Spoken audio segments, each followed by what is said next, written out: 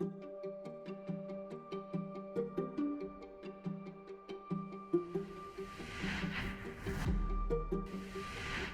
was 39 and I had a slap tear in my shoulder and I had ripped off my biceps tendon. And I sat in his office and I begged him to fix me.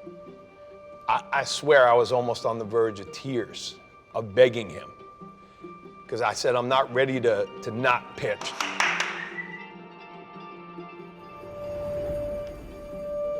At 41, I got drafted to go play professional baseball.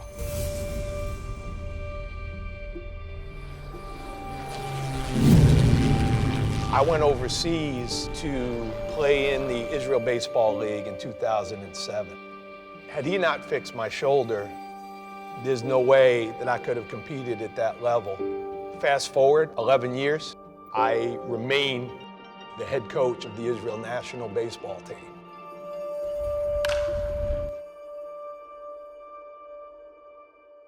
We met on the ball field 26 years ago, and I was up at bat, hit a ball to right center field, crushed a ball to right center field, was on my way to run around the bases, and the umpire went, "You're out." And I went, "I'm out?" He said, "Yeah, that guy out there caught the ball." That was him. We sort of met after that game, and as luck would have it, teams changed over the year, and he ended up on our softball team, and our friendship started there and just kept going. He's saying right center field. That ball was hit to left field at White Plains. That's where we were playing. Yeah. And he crushed it. And it was kind of like back to the field, Willie Mays style, and I ruined his day. And from there, I remember we shook hands after the game. I couldn't tell you who won or lost that game because it didn't matter, but I apologized to him when we were shaking hands. And not long after that, we became friendly. I don't want to get too corny here, but me being here and doing what I do is because of Dr. Levy. My goal is to get back on the field and hit and throw baseballs and softballs as well as I can. And being an athlete, Dr. Levy wasn't just a softball player. I mean, he competes at everything he does, and I think that's what keeps him hungry and learning. I think Eric brings up a very, very important point.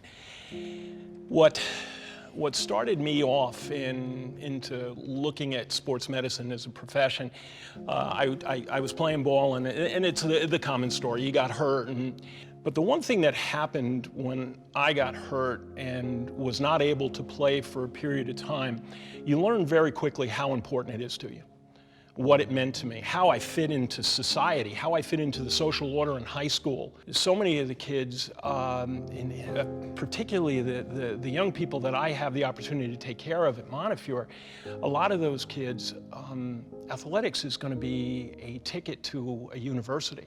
It's going to be a way to get an education. And that's a critical thing how life-changing that is. So keeping them on the field, enabling them to be able to participate in so many ways helps young people work through their lives. And I've always found that very, very satisfying.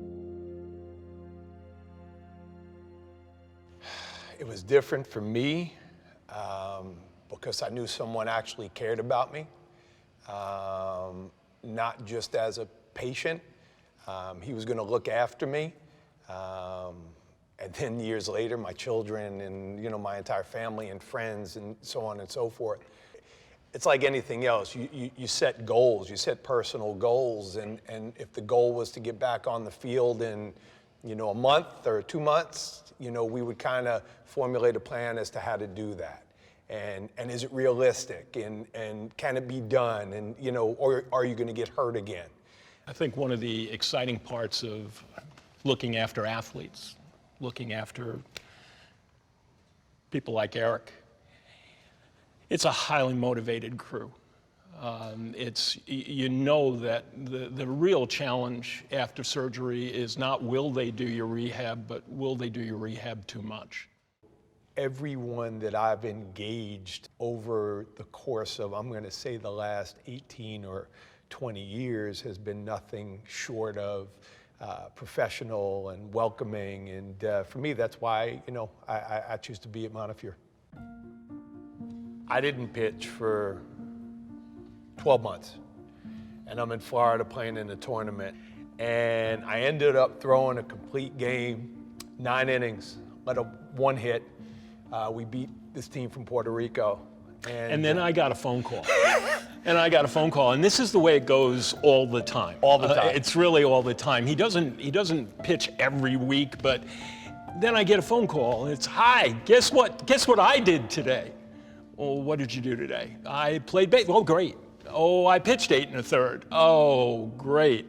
How'd you do? Is your arm still attached? And this goes on, and this has gone on now. What that 14 years. Yeah, 14 years. It still goes on. I get a phone call. I just got a phone call from Florida that, you know, he was pitching again. And one of my issues, and this may come off as being funny, but I'm so serious about it, is I don't think that you quit because you get old. You get old when you quit. And again, my dad passed when I was 11 years old, so I had a catch with him. I played on the same team with both of my sons. So that's a little bit more than having a catch with my kids.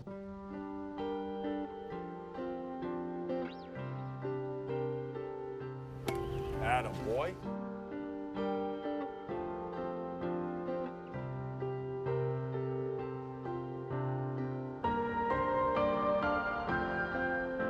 For me to be almost 53, playing in I played in the collegiate baseball league last summer. I was the oldest guy in the league by far, and I was successful in the league. You know, why am I thinking about quitting? You know, maybe the new motivation is hanging around long enough to play with my grandkid. But there's no way that I'm even thinking about quitting.